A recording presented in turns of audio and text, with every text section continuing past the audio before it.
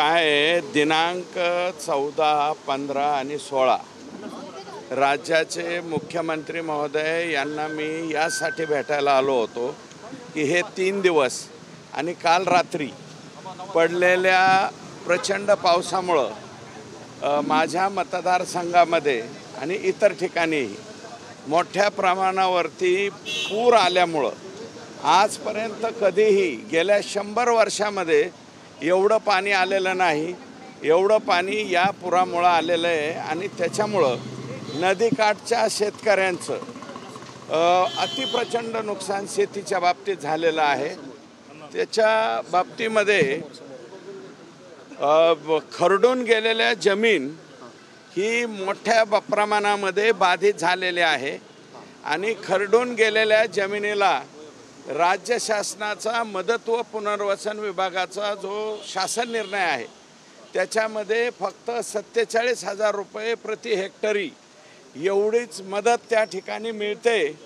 म्हणून माननीय मुख्यमंत्र्यांना मी आज विनंती केलेली आहे की हे जे क्षेत्र खरडून गेलेलं आहे हे खरडून गेलेलं क्षेत्र निवळ नीट करायला कदाचित 10 लाख रुपयेसुद्धा हेक्टरी पैसे लागणार आहेत, परंतु त्याच्याऐवजी किमान 5 लाख रुपये हेक्टरी यासाठी मदत न देता केंद्र सरकारच्या मनरेगाच्या अंतर्गत वेस्टलँड डेव्हलप म्हणून अनुज्ञेय असलेलं जे 59 क्रमांकाचं काम आहे त्याच्यामध्ये त्या बाबतीत शासन निर्णय करून खरडून गेलेल्या जमिनीला 2.5 लाख म्हणजे 2.5 एकरला म्हणजे 1 हेक्टरला 5 लाख रुपये अशा प्रकारचा अनुदान देण्यात यावं, म्हणजे त्याला मंजुरी द्यावी.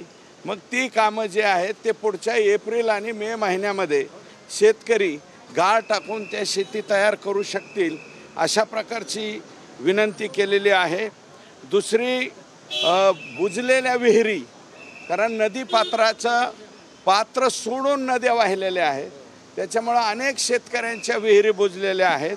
या बुजलेल्या विहिरीला 2014-15 मध्ये देवेंद्रजीच मुख्यमंत्री असताना 1.5 लाख रुपये प्रत्येक विहिरीला दुरुस्तीला पैसे दिले होते. त्याच्याऐवजी 3 लाख रुपये प्रत्येक विहिरीला या ठिकाणी देण्यात यावेत. विहिरी तर बुजल्यातच, परंतु जे कठडे आहेत ते कठडेसुद्धा वाहून गेलेले आहेत.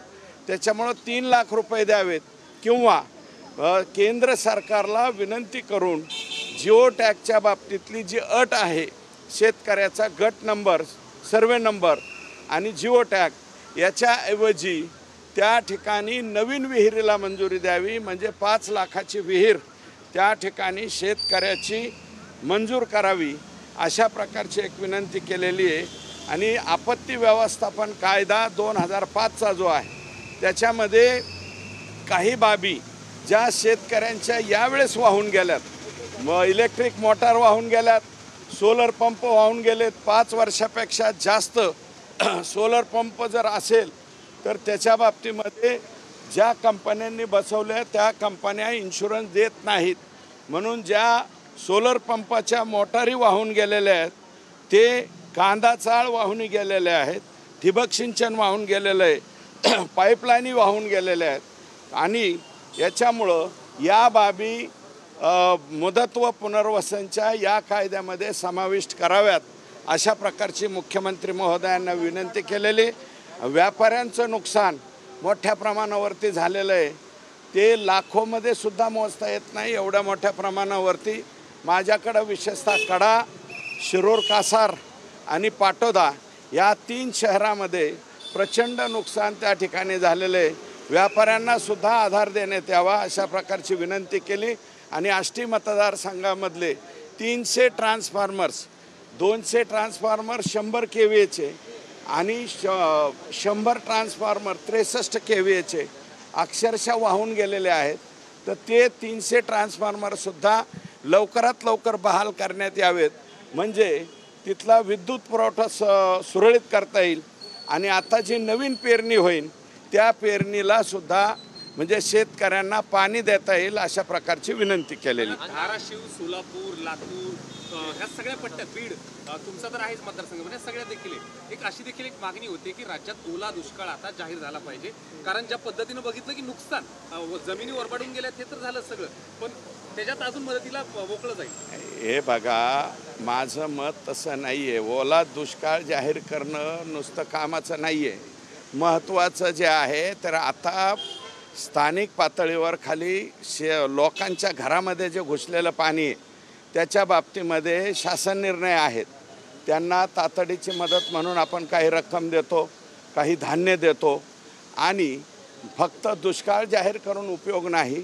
जे नुकसान झालेलं आहे त्याच्या बाबतीमध्ये तातडीने निर्णय घेऊन जे आता मी मागणी केली, खरडून गेलेल्या जमिनी, बुजलेल्या विहिरी, वाहून गेलेले पंप सेट्स, त्याच्यानंतर बाकीच्या ज्या ज्या बाबी घडलेल्या आहेत त्या सगळ्या बाबीमध्ये माननीय मुख्यमंत्री महोदयांनी आता मला आश्वासित केलं आहे की आम्ही लवकरात लवकर या बाबतीमध्ये निर्णय घेतो. अण्णा धनंजय मुंडे म्हणालेत काल एका भाषणात, चुकलो तर माझे कान पिळा पण मला बाहेर ठेवू नका. हे बघा, या विषयाच्या बाबतीमध्ये मी आज बोलणार नाही, कारण माझ्या मतदारसंघामध्ये 2 तालुक्यामध्ये प्रचंड पूर त्या ठिकाणी आलेला आहे. मी आत्ता फक्त ह्या जमिनीच्या संदर्भात, म्हणजे खरडून गेलेल्या जमिनीच्या संदर्भात, बुजलेल्या विहिरीच्या बाबतीत आणि जे वाहून गेलेले मटेरियल आहे त्या बाबतीत विनंती करायला आलतो.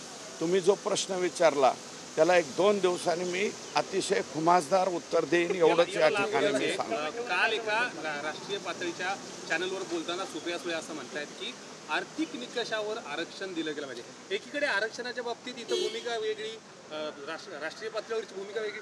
काय नेमकं इथं उभा तर असतात, आंदोलनात असतात. हे बघा, ग्राउंड लेवलवरती न राहण्याचे मला वाटतं हे परिणाम आहेत. सध्या खाली काय घडतंय याची कल्पना मला वाटतं त्या राष्ट्रीय नेत्या असल्यामुळं.